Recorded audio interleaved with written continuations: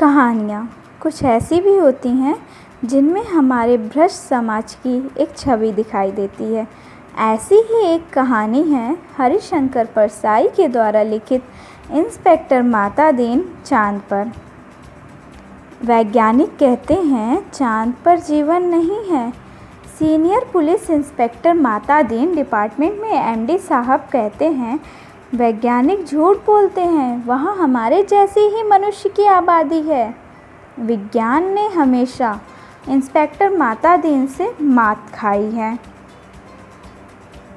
Fingerprint विशेषज्ञ कहता रहता है छुरे पर पाए गए निशान मुलजिम की अंगुलियों के नहीं हैं, पर माता दीन उसे सज़ा दिला ही देते हैं। माता दीन कहते हैं ये वैज्ञानिक केस का पूरा इन्वेस्टिगेशन नहीं करते। उन्होंने चाँद का उजला हिस्सा देखा और कह दिया वहाँ जीवन नहीं है। मैं चाँद का अंधेरा हिस्सा देखकर आया हूँ, वहाँ मनुष्य जाति है।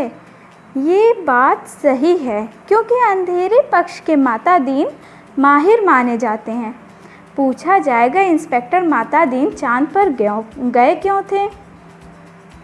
टूरिस्ट की हैसियत से या किसी फरार अपराधी को पकड़ने की हैसियत से? नहीं, वे भारत की तरफ से सांस्कृतिक आदान प्रदान के अंतर्गत गए थे। चाँद सरकार ने भारत सरकार को लिखा था यूँ हमारी सभ्यता बहुत आगे बढ़ी है, पर हमारी पुलिस में पर्याप्त सक्षमता नहीं है। वह अपराधी का पता लगाने और उसे सज़ा दिलाने में अक्सर सफल नहीं होती है। सुना है आपके यहाँ तो रामराज है। मेहरबानी करके किसी पुलिस अफसर को भेजें जो हमारी पुलिस को भी शिक्षित कर दें। गृह मंत्री ने सचिव से कहा, किसी आईजी को भेज दो। सचिव ने कहा, नहीं सर, आईजी नहीं जा सकता, प्रोटोकॉल का सवाल है। चाँद हमारा एक क्षुद्र उपग्रह है, आईजी की रैंक के आदमी को नहीं भेजेंगे, किसी सीनियर इंस्पेक्टर को भेज देता हूँ। तय किया गया कि हज़ारों मामलों के इन्वेस्टिगेटिंग ऑफिसर सीनियर इंस्पेक्टर माता दीन को भेज दिया जाए। चाँद की सरकार को लिख दिया गया कि आप माता दीन को लेने के लिए पृथ्वीयान भेज दीजिए। पुलिस मंत्री ने माता दीन को बुलाकर कहा, तुम भारतीय पुलिस के उज्जवल परंपरा के दूत की हैसियत से जा रहे हो। ऐसा काम करना कि सारे अंतरिक्ष में डिपार्टमेंट की ऐसी जय जयकार हो कि प्रधानमंत्री को भी सुनाई पड़ जाए। माता दीन की यात्रा का दिन आ गया। एक यान अंतरिक्ष अड्डे पर उतरा। माता दीन सबसे विदा लेकर यान की तरफ बढ़ ही रहे थे और धीरे धीरे कहते जा रहे थे, प्रबसी नगर की जय सब काज, हृदय राखी कौशलपुर राजा। यान के पास पहुंचकर माता दीन ने मुंशी अब्दुल गफूर को पुकारा, मुंशी। गफूर ने एड़ी मिलाकर सैल्यूट फटकारा, बोला, जी इंस्पेक्टर साहब, एफआईआर का रख दिए ना? जी इंस्पेक्टर साहब। और रोज नामचे का नमूना? जी इंस्पेक्टर साहब। वे यान में बैठने लगे। हवलदार बलभद्र को बुलाकर कहा, हमारे घर में जचकी के वक़्त अपनी पत्नी को भेज देना मदद के लिए। बलभद्र ने कहा, जी इंस्पेक्टर साहब। गफूर ने कहा, आप बेफिक्र रहें इंस्पेक्टर साहब, मैं अपनी पत्नी को भी भेज दूंगा खिदमत के लिए। माता दीन ने यान के चालक से पूछा, ड्राइविंग लाइसेंस है ना? जी है साहब। और गाड़ी में बत्ती ठीक है ना? जी ठीक है। माता दीन ने कहा, अरे सब ठीक ठाक होना चाहिए, वरना हरामजादे का बीच अंतरिक्ष में ही चालान कर दूंगा। चंद्रमा से आए चालक ने कहा, हमारे यहाँ आदमी इस तरह नहीं बोलते हैं। माता दीन ने कहा, अरे जानता हूँ बे, तुम्हारी पुलिस बड़ी कमज़ोर है, अभी मैं उसे ठीक करता हूँ। माता दीन यान में कदम रख ही रहे थे कि हवलदार राम सजीवन भागता हुआ आया। बोला, इंस्पेक्टर साहब, एसपी साहब के घर से कहे हैं कि चाँद से एड़ी चमकाने वाला पत्थर लेते आना। माता दीन खुश हुए। बोले, कह देना भाई साहब से, ज़रूर लेता आऊँगा। वे यान में बैठे और यान उड़ चला। पृथ्वी के वायुमंडल से यान बाहर निकला ही था कि माता दी ने चालक से कहा, अबे हॉर्न काहे नहीं बजा रहे हो? चालक ने जवाब दिया, यहाँ आसपास लाखों मील में कुछ नहीं है। माता दी ने डांटा, मगर रूल इज़ रूल, हॉर्न बजाता चल। चालक अंतरिक्ष में हॉर्न बजाता हुआ यान को चांद पर उतार लाया। अंतरिक्ष अड्डे पर पुलिस अधिकारी माता दीन के स्वागत के लिए खड़ी थी। माता दीन रोप से उतरे और उन अफसरों के कंधे पर नज़र डाली। वहाँ किसी के स्टार नहीं थे, फीते भी नहीं थे, लिहाजा माता दीन ने एड़ी मिलाना और हाथ उठाना ज़रूरी नहीं समझा। फिर उन्होंने सोचा, मैं यहाँ इंस्पेक्टर की हैसियत से नहीं, सलाहकार की हैसियत से आया हूँ। माता दीन को वो लोग लाइन में ले गए और एक अच्छे से बंगले में उन्हें टिका दिया। एक दिन आराम करने के बाद माता दीन ने काम शुरू किया। पहले उन्होंने पुलिस लाइन का मुलाहजा किया। शाम को उन्होंने आईजी से कहा, आपके यहाँ पुलिस लाइन में हनुमान जी का मंदिर नहीं है। हमारे राम राज में पुलिस लाइन में हनुमान जी हैं। आईजी ने कहा, अरे ये हनुमान कौन थे, हम तो नहीं जानते। माता दीन ने कहा, हनुमान का दर्शन हर कर्तव्य परायण पुलिस वालों के लिए ज़रूरी है। हनुमान सुग्रीव के यहाँ स्पेशल ब्रांच में थे। उन्होंने सीता माता का पता लगाया था। एब्डक्शन का मामला दफ़ा 362, हनुमान जी ने रावण को सज़ा वहीं दे दी, उसकी प्रॉपर्टी में आग लगा दी। पुलिस को ये अधिकार होना चाहिए कि अपराधी को पकड़ा और वहीं सज़ा दे दी, अदालत में जाने का झंझट ही ना हो। मगर ये सिस्टम तो अभी हमारे राम राज में भी चालू नहीं हुआ है। हनुमान जी के काम से भगवान राम बहुत खुश हुए। वे उन्हें अयोध्या में ले आए और ऑन टाइम ड्यूटी पर तैनात कर दिया। वही हनुमान हमारे आराध्य हैं। मैं उनकी फ़ोटो लेता आया हूँ, उस पर मूर्तियाँ बनवाइए और हर पुलिस लाइन में स्थापित करवाइए। थोड़े ही दिनों में चांद की हर पुलिस लाइन में हनुमान जी स्थापित हो गए। माता दीन उन कारणों का अध्ययन कर ही रहे थे जिनसे पुलिस लापरवाह और अलाल हो गई है। वो अपराधों पर ध्यान नहीं देती, कोई कारण मिल ही नहीं रहा था।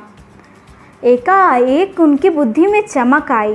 उन्होंने मुंशी से कहा, अरे मुंशी, ज़रा तनख्वाह का रजिस्टर तो बताओ। तनख्वाह का रजिस्टर देखा तो सब समझ गए, कारण भी पकड़ में आ गया। शाम को उन्होंने पुलिस मंत्री से कहा, मैं समझ गया कि आपकी पुलिस मुस्तैद क्यों नहीं है। आप इतनी बड़ी तनख्वाहें देते हैं, इसीलिए सिपाही को 500, थानेदार को 1000। ये सब क्या मजाक है? आखिर पुलिस अपराधी को पकड़ी ही क्यों? हमारे यहाँ सिपाही को 100 और इंस्पेक्टर को 200 देते हैं, तो वो 24 घंटे जुर्म की तलाश करते हैं। आप तनख्वाहें फ़ौरन घटाइए। पुलिस मंत्री ने कहा, मगर ये तो अन्याय होगा। अच्छा वेतन नहीं मिलेगा तो वे काम ही क्यों करेंगे? माता दीन ने कहा, इसमें कोई अन्याय नहीं है। आप देखेंगे कि पहली घटी हुई तनख्वाह मिलते ही आपकी पुलिस की मनोवृत्ति में क्रांतिकारी परिवर्तन हो जाएगा। पुलिस मंत्री ने तनख्वाहें फ़ौरन घटा दी। 2-3 महीने में सचमुच बहुत फ़र्क आ गया। पुलिस एकदम मुस्तैद हो गई, सोते से एकदम जाग गई, चारों तरफ नज़र रखने लगी। अपराधियों की दुनिया में तो गड़बड़ाहट छा गई। पुलिस मंत्री ने तमाम थानों के रिकॉर्ड बुलाकर देखे।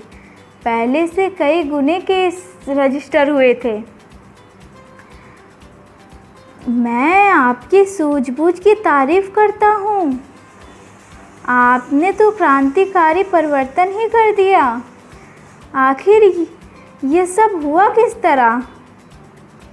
माता दीन ने समझाया, अरे बात बहुत मामूली है। कम तनख्वाह दोगे तो मुलाजिम की गुजर नहीं होगी। 100 रुपये में सिपाही बच्चों को पाल नहीं सकता। 200 में इंस्पेक्टर की ठाट बाट मेंटेन नहीं कर सकता। उसे ऊपरी आमदनी करनी ही पड़ेगी, और ऊपरी आमदनी तो तभी होगी जब वो अपराधी को पकड़ेगा, गरज कि वो अपराधों पर नज़र रखेगा, सचेत कर्तव्य परायण और मुस्तैद हो जाएगा। हमारे राम राज के स्वच्छ और सक्षम प्रशासन का यही रहस्य है। चंद्रलोक में इस चमत्कार की तो खबर फैल गई। लोग माता दीन को देखने आने लगे कि वो आदमी कैसा है जो तनख्वाह कम करके सक्षमता ला देता है। पुलिस के लोग भी खुश थे। वे कहते, गुरु आप इधर न पधारते तो हम सभी कोरी तनख्वाह से ही गुजर करते रहते। सरकार भी खुश थी, मुनाफे का बजट आने वाला था। आधी समस्या हल हो गई। पुलिस अपराधी को पकड़ने लगी। अब मामले की जांच विधि में सुधार करना रह गया था। अपराधी को पकड़ने के बाद उसे सज़ा दिलाना। मतादीन इंतज़ार कर रहे थे कि कोई बड़ा केस हो जाए तो नमूने के तौर पर उसका इन्वेस्टिगेशन करके बताया जाए। एक दिन आपसी मारपीट में एक आदमी मारा गया। मतादीन कोतवाली में आकर बैठ गए और बोले, नमूने के लिए इस केस का इन्वेस्टिगेशन मैं करता हूँ। आप लोग सीखिए, ये कत्ल का केस है। कत्ल के केस में एविडेंस बहुत पक्का होना चाहिए। कोतवाल ने कहा, पहले कातिल का पता लगाया जाएगा, तभी तो एविडेंस इकट्ठा होगा। मतादीन ने कहा, नहीं, बिल्कुल नहीं, उल्टे मत चलो। पहले एविडेंस देखो, क्या कहीं खून मिला किसी के कपड़ों पर या और कहीं। एक इंस्पेक्टर ने कहा, हाँ, मारने वाले तो भाग गए थे, मृतक सड़क पर बेहोश पड़ा था। एक भला आदमी वहाँ रहता है, उसने उठाकर अस्पताल भेजा। उस भले आदमी के कपड़ों पर खून के दाग लग गए हैं। मतादीन ने कहा, उसे फ़ौरन गिरफ्तार करो। कोतवाल ने कहा, मगर उसने तो मरते हुए आदमी की मदद की थी। मतादीन ने कहा, वो सब ठीक है, पर तुम खून के दाग ढूंढने और कहाँ जाओगे? जो एविडेंस मिल रहा है उसे तो कब्जे में करो। वह भला आदमी पकड़कर बुलवा लिया गया। उसने कहा, मैंने तो मरते हुए आदमी को अस्पताल भिजवाया था, मेरा क्या कसूर है? चांद की पुलिस उसकी बात से एकदम प्रभावित हुई। मतादीन प्रभावित नहीं हुई। सारा पुलिस महकमा उत्सुक था कि अब मतादीन क्या तर्क निकालते हैं। मतादीन ने उससे कहा, पर तुम झगड़े की जगह गए क्यों?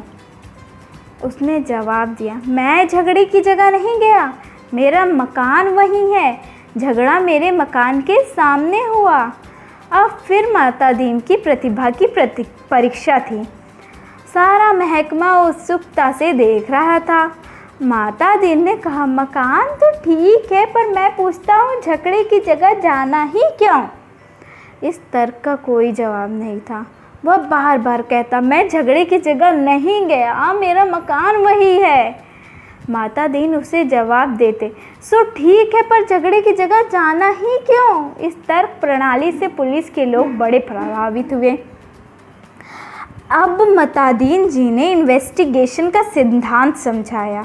देखो, आदमी मारा गया है, ये तो पक्का है, किसी ने उसे ज़रूर मारा, कोई कातिल है, किसी को सज़ा होनी है। सवाल है किसको सज़ा होनी है? पुलिस के लिए ये सवाल इतना महत्व नहीं रखता है जितना ये सवाल कि जुर्म किस पर साबित हो सकता है या किस पर साबित होना चाहिए। कत्ल हुआ है तो किसी मनुष्य को सज़ा होगी ही, मारने वाले को हो या बेकसूर को, ये अपने सोचने की बात नहीं है। मनुष्य सब बराबर हैं, सब में उसी परमात्मा का अंश है। हम भेदभाव नहीं करते हैं, यही है पुलिस का मानवतावाद। दूसरा सवाल, किस पर जुर्म साबित होना चाहिए? इसका निर्णय इन बातों से होगा। क्या वह आदमी पुलिस के रास्ते में आता है?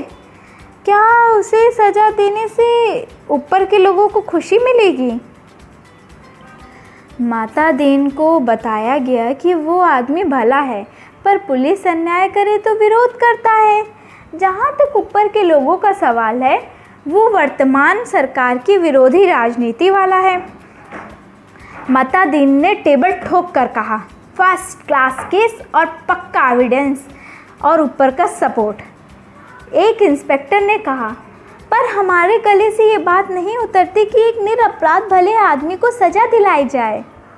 माता दीन ने समझाया, देखो मैं समझ जा चुका हूँ कि सब में उसी ईश्वर का अंश है। उसे सज़ा हो या कातिल को, फांसी पर तो ईश्वर ही चढ़ेगा। फिर तुम्हें कपड़ों पर खून मिल रहा है तो तुम इसे छोड़कर कहाँ खून ढूंढते फिरोगे? तुम तो भरो FIR। माता दीन जी ने FIR भरवा दी, बखत ज़रूरत के लिए खाली जगह छुड़वा दी। दूसरे दिन पुलिस कोतवाल ने कहा, गुरुदेव हमारी तो बड़ी आफत है। तमाम भले आदमी आते हैं और कहते हैं उस बेचारे बेकसूर को क्यों फंसा रहे हो? ऐसा तो चंद्रलोक में कभी नहीं हुआ। बताइए हम क्या जवाब दें? हम तो बहुत शर्मिंदा हैं। माता दीन ने कोतवाल से कहा, घबरा मत। शुरू में इस काम में आदमी को शर्म आती है, आगे तुम्हें बेकसूर को छोड़ने में शर्म आएगी। हर चीज़ का जवाब है। अब आपके पास जो आए उससे कह दो, हम जानते हैं वो निर्दोष है, पर हम क्या करें? ये सब ऊपर से हो रहा है। कोतवाल ने कहा, तब वे SP के पास जाएंगे। माता दीन बोले, SP भी कह दे कि सब ऊपर से हो रहा है। तब वे IG के पास शिकायत करेंगे। IG भी कहे कि सब ऊपर से हो रहा है।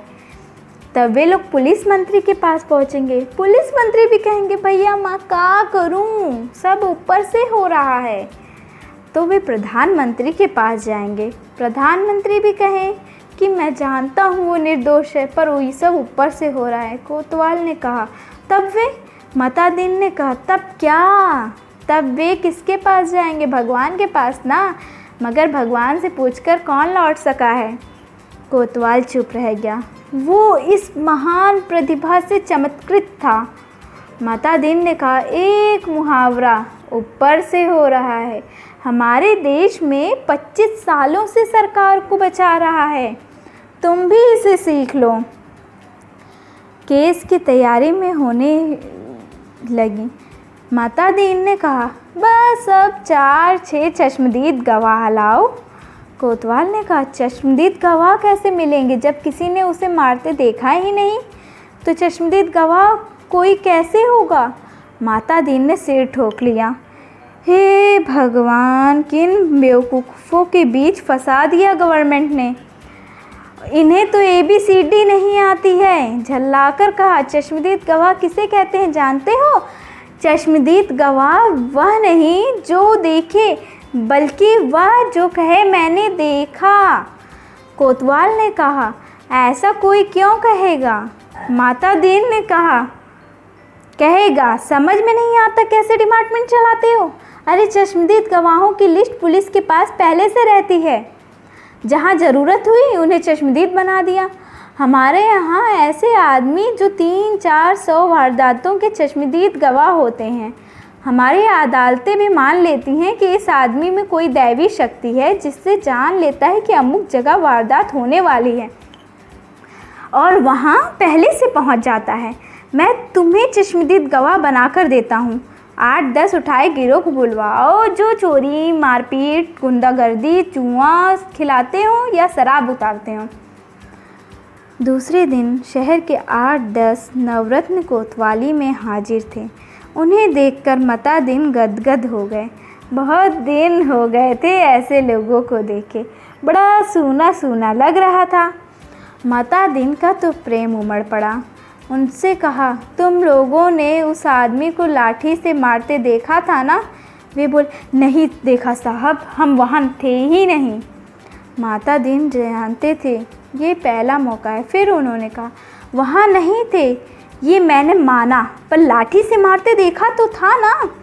उन लोगों को लगा ये आदमी पागल है, तभी ऐसी उटपटांग बात कर रहा है, और वे हंसने लगे। माता दीन ने कहा, मत जवाब दो। वे बोले, जब हम थे ही नहीं तो कैसे देखेंगे। माता दीन ने गुर्रा कर देखा और कहा, कैसे देखो, सो बताता हूँ। तुम लोग जो काम करते हो सब इधर दर्ज है। हर एक को कम से कम 10 साल में जेल में तो डाला जा सकता है। तुम ये काम आगे भी करना चाहते हो, जेल जाना चाहते हो। वे घबरा कर बोले, साहब हम जेल नहीं जाना चाहते हैं। माता दीन ने कहा, ठीक है, तो तुमने उस आदमी को लाठी मारते देखा ना। वे बोले, देखा साहब, वो आदमी घर से निकला और जो लाठी मारना शुरू किया तो बेचारा बेहोश होकर सड़क पर गिर पड़ा। माता दीन ने कहा, ठीक है, आगे भी ऐसी वारदातें देखोगे ना। वे बोले, साहब जो आप कहेंगे सो देखेंगे। कोतवाल इस चमत्कार से थोड़ी देर को बेहोश हो गया। होश आया तो माता दीन के चरणों में गिर पड़ा। माता दीन ने कहा, हटो, काम करने दो। कोतवाल पाँव से लिपटा रहा, कहने लगा, मैं जीवन भर इन श्री चरणों में पड़ा रहना चाहता हूँ। माता दीन ने आगे की सारी कार्य प्रणाली तय कर दी। FIR बदलना, बीच में पन्ने डालना, रोज़ नामचा बदलना, गवाहों को तोड़ना, सब सिखा दिया। उस आदमी को 20 साल की सज़ा हो गई। चांद की पुलिस शिक्षित हो चुकी थी। धड़ाधड़ केस बनने लगे और सज़ा होने लगी। चांद की सरकार बहुत खुश थी। पुलिस की ऐसी मुस्तैदी भारत सरकार के सहयोग का नतीजा है। चांद की संसद ने एक धन्यवाद प्रस्ताव पास किया। एक दिन माता दीन जी का सार्वजनिक अभिनंदन किया गया। वे फूलों से लदे खुली जीप पर बैठे थे। आसपास जय जयकार करते हजारों लोग थे। वे हाथ जोड़कर अपने गृह मंत्री के स्टाइल में जवाब दे रहे थे। ज़िंदगी में पहली बार ऐसा कर रहे थे, इसलिए थोड़ा अटपटा लग रहा था। 26 साल पहले पुलिस में भर्ती होते वक्त किसने सोचा था कि एक दिन दूसरे लोक में भी उनका ऐसा अभिनंदन होगा। वे पछताए, अच्छा होता कि इस मौके के लिए कुर्ता, टोपी और धोती ले आते। भारत के पुलिस मंत्री टेलीविज़न पर बैठे यह दृश्य देख रहे थे और सोच रहे थे, मेरी सद्भावना यात्रा के लिए वातावरण तो बन ही गया। कुछ महीने निकल गए। एक दिन चांद की संसद का विशेष अधिवेशन बुलाया गया। बहुत तूफान खड़ा हुआ। गुप्त अधिवेशन था, इसलिए रिपोर्ट प्रकाशित नहीं हुई, पर संसद की दीवारों से कुछ शब्द टकराकर बाहर आए।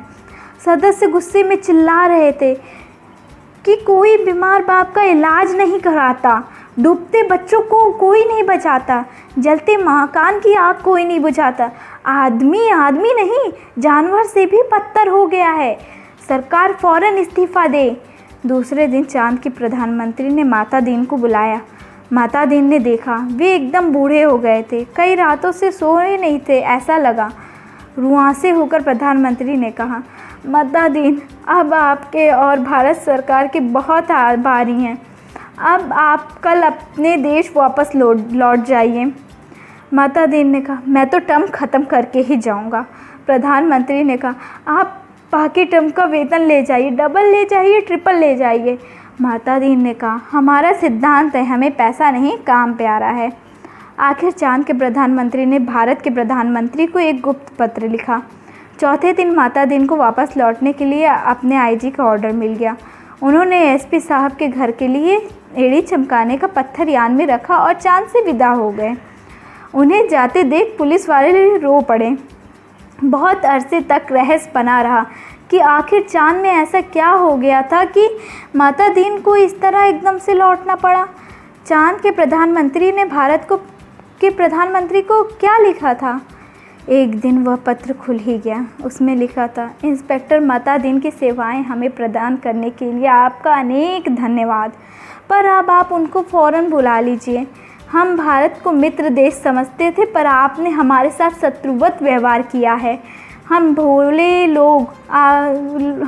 लोगों से आपने विश्वासघात किया है। आपके मताधीन जी ने हमारी पुलिस को जैसा कर दिया है उसके नतीजे ये हुए हैं।